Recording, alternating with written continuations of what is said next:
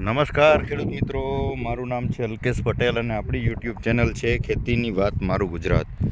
આપણી દુકાનનું નામ છે મિત્રો Hindustan agro seeds Kalavad, proper Kalavad, તાલુકો કાલાવડ, જિલ્લો જામનગર. મિત્રો આજરોજ હું હતો એક જીરાના પાકની ફિલ્ડ વિઝિટમાં.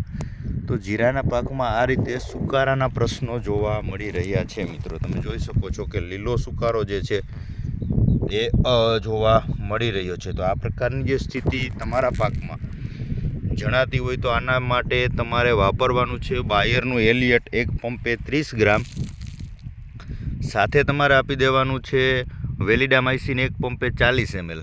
આ પ્રકારની જે સ્થિતિ જણાતી હોય તો એક બરાબર છે 40 ml વેલિડા, 30 ગ્રામ એલિયટ અને સાથે સ્ટીકર વાપરવાનું છે. કોઈ પણ સારી કંપનીનું સ્ટીકર જે છે એ વાપરી દેવાનું છે, જેથી કરી અને સુકારા સામે સારું અને વહેલી તકે રિઝલ્ટ તમે મેળવી શકો.